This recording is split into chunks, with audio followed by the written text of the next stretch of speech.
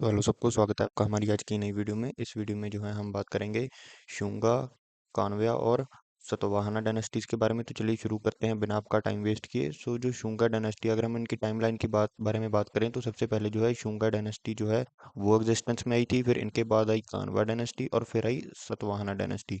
अगर हम बात करें कि शुंगा डायनेस्टी से पहले कौन सी डायनेस्टी थी, जिन तो इनके पहले जो है मौर्यन एम्पायर का जो है, हम कह सकते हैं कि इनसे पहले जो है मौर्यन साम्राज्य था जो एग्जिस्ट करता था, जिसके एक बहुत ही ज़्यादा प्रोमिनेंट रूलर हैं जिसको हम कहते हैं Ashok the great, Ashoka the great, जिनको अशोक सम्राट के नाम से भी जाना जाता है।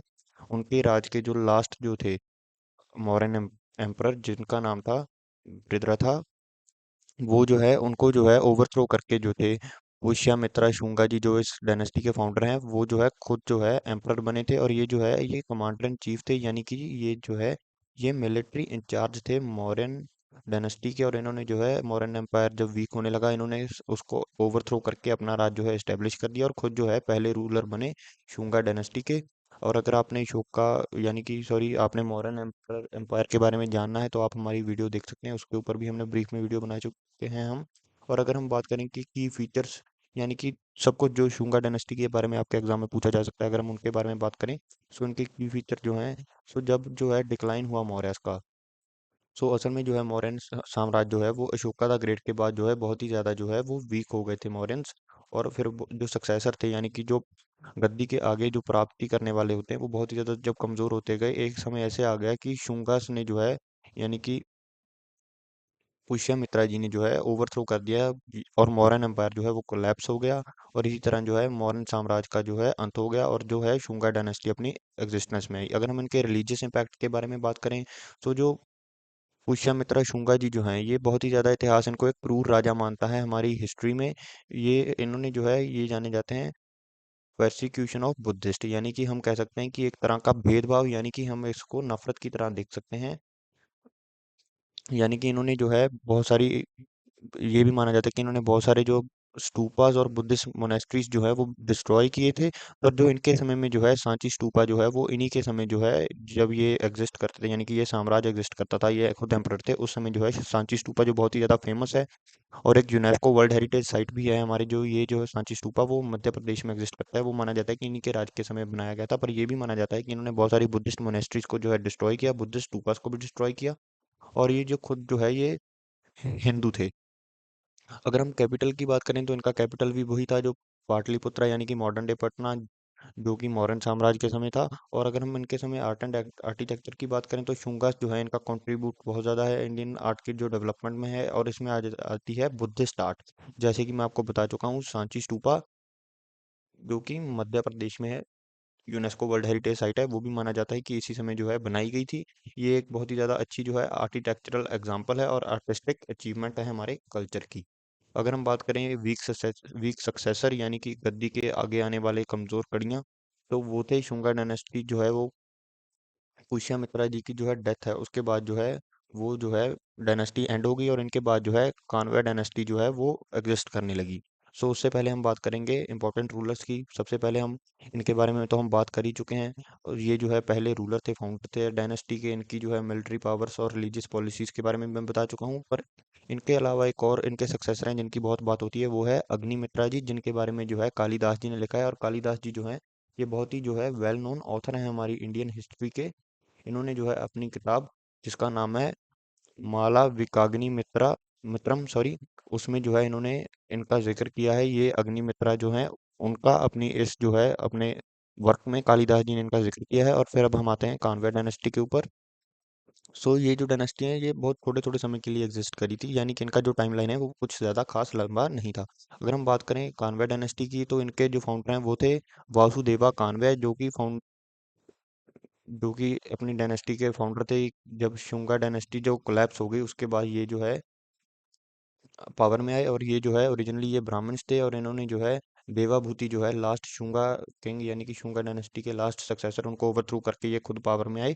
और ये अगर हम इनके की फीचर्स की बात करें कान्वे डायनेस्टी के, तो इनका जो है रीन है वो बहुत ही ज़्यादा शॉर्ट पीरियड इन्होंने राज किया, सिर्फ 73 BC से 28 BC तक। यानी कि इनके राज करने की टाइमलाइन कुछ ज़्यादा लंबी नहीं थी। और ये जो है ब्राह्मण थे, और यानी कि ये ब्राह्मण रूलर थे, और ये जो है ब्राह्मण के कल ट्रेडिशंस के साथ ये अपनी जो है जुड़े हुए थे और ये जो है बहुत ही ज़्यादा क्लोज टाइज अपनी शो करते थे, यानी कि ये जो है अपने ब्राह्मणिज्म को आगे रखते थे। और इन्होंने जो है, और यहाँ पे मैंने लिखा है दे रूल माँ का shift backward toward support of Hinduism, यानी कि जो इनका रूल है वो हिंदुज्म की सपोर्ट से ही था। अगर हम इनके डिक्लाइन की बात करेंगे, इनका डिक्लाइन कैसे हुआ, तो ये जो है इनको जो है ओवरथ्रो कर दिया था अगली डायनेस्टी ने, जिनका नाम है सतवाहनास, जो कि 28 बीसी में बीसीई में जो है अपने रूल में आए थे। अगर हम इनके इंपॉर्टेंट रूलर्स की बात करें, सबसे पहले तो है वासुदेव कानवा, जो कि फाउंडर ही थे डायनेस्टी के, जो कि शुंगा के डाउनफॉल के बाद पावर में आए थे। और अब हम बात करते हैं इनके सेकंड इंपॉर्टेंट रूलर की, जो है भूमिमित्रा जी,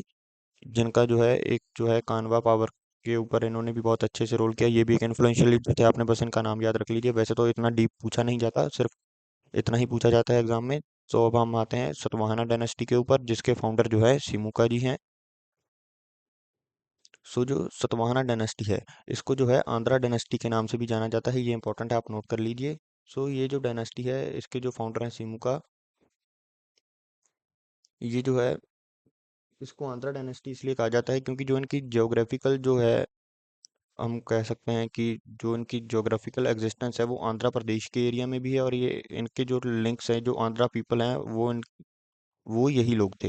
अगर हम इनके जो डायनेस्टी है उसके की फीचर्स की बात करें, तो ये जो है इन तीनों में से सबसे ज़्यादा स्ट्रॉन्ग किंगडम था।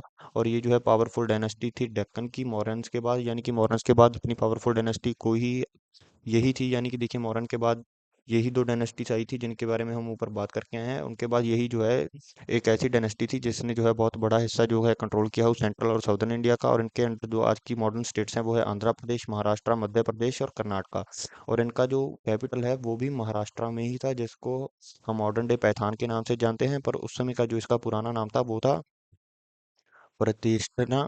और जो कॉइन्स और ट्रेड थी उस समय की, अगर हम उसके बारे में बात करें, तो ये अपने कॉइन्स के लिए भी मशहूर हैं, क्योंकि जो कॉइन्स हैं वही यूज़ होते थे ट्रेड के लिए वेस्टर्न दक्कन के रीजन में। अगर हम इनके रिलीजियस टॉलरेंस की बात करें, तो हम इनको काइंड ऑफ सेकुलर कह सकते हैं, क्योंकि ये जो है ये भक्त थे हिंदू धर्म के भी और बुद्धिज्म के भी। ये दोनों को जो है इक्वली जो है रिस्पेक्ट करते थे और दोनों को इक्वली ही जो है वो मानते थे। और इन्होंने जो है अपने समय में जो है बहुत सारे बुद्धिस्ट स्तूपास जो है उनकी कंस्ट्रक्शन भी करवाई, और ब्राह्मणिकल कल्चरल जो है उसको भी इनके वो बहुत सारी इन्होंने चीज़ें कंस्ट्रक्ट करवाई। और जो है अगर हम इनके डिक्लाइन की बात करें, तो इनका डिक्लाइन 2020 ई क्राइस्ट टेरा के दौरान हुआ। और इनके जो डिक्लाइन है उसका मेन कारण बनी इनकी इंटरनल स्ट्रगल्स और एक्सटर्नल इन्वेजन्स, यानी कि अंदर इनके खिलाफ जो विद्रोह और बाहर से इनके ऊपर हमले।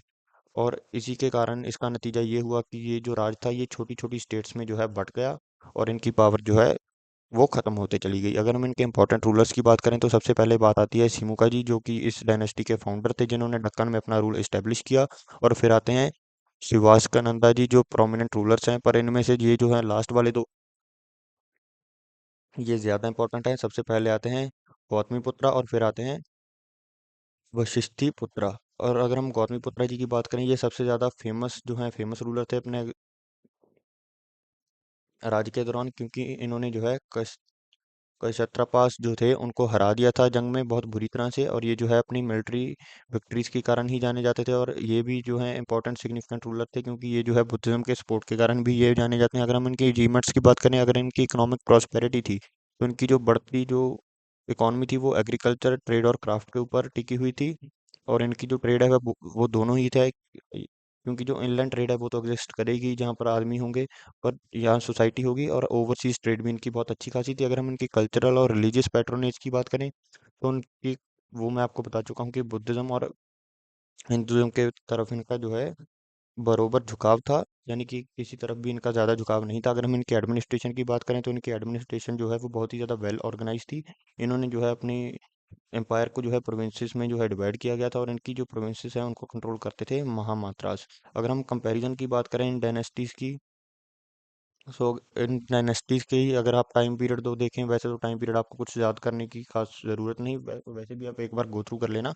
अगर हम फाउंडर्स की बात करें, तो सबसे पहले शुंगा डायनेस्टी के फाउंडर हैं पुष्यमित्रा शुंगा, और कान्वय डायनेस्टी के फाउंडर हैं वासुदेव कान्वय, और सतवाहना डायनेस्टी के फाउंडर हैं सिमुका। अगर हम कैपिटल की बात करें, तो मौर्यन डायनेस्टी से लेके कान्वय डायनेस्टी, यानी मौर्यन, शुंगा और कान्वय, ये तीनों डायनेस्टीज का जो कैपिटल है वो पाटलिपुत्रा, यानी कि मॉडर्न डे पटना है।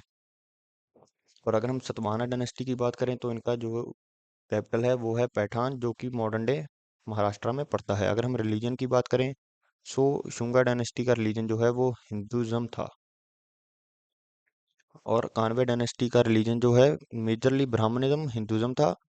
और अगर हम सतवाहना डायनेस्टी की बात करें तो ये काइंड ऑफ सेकुलर थे। इनका रिलीजन जो है मेजर वो हिंदुज़म और बुद्धिज़्म दोनों थे। अगर हम इनकी की अचीवमेंट्स की बात करें सो शुंगा डायनेस्टी जो है इनके समय जो है सांची स्तूपा जो है वो बनाया गया था, और इन्होंने जो है रूल इस्टेब्लिश किया था मौर्यस के बाद अपना। अगर हम कान्वे डायनेस्टी की बात करें तो इनके समय जो है इनकी की अचीवमेंट्स हैं इनकी ब्राह्मणिकल ट्रेडिशंस। और सतवाहना डायनेस्टी की जो की अचीवमेंट है वो है इनके सिक्के, इकोनॉमिक प्रॉस्पेरिटी और ट्रेड। अगर हम इनके डिक्लाइन की बात करें तो शुंगा डायनेस्टी का डिक्लाइन हुआ अपने अंदरूनी मुद्दों के ऊपर और इनके वीक रूलर्स के कारण। और अगर हम कान्वे डायनेस्टी की बात करें तो इनको सतवाहना डायनेस्टी जो है उन्होंने ओवरथ्रू कर दिया था। और सतवाहना डायनेस्टी के डिक्लाइन के बारे में हम बात कर ही चुके हैं कि इंटरनल और एक्सटर्नल इन्वेजन्स के कारण इनका जो है डिक्लाइन हुआ था। So that's it for today. आप हमारे चैनल को सब्सक्राइब कर सकते हैं और वीडियो को लाइक कर सकते हैं।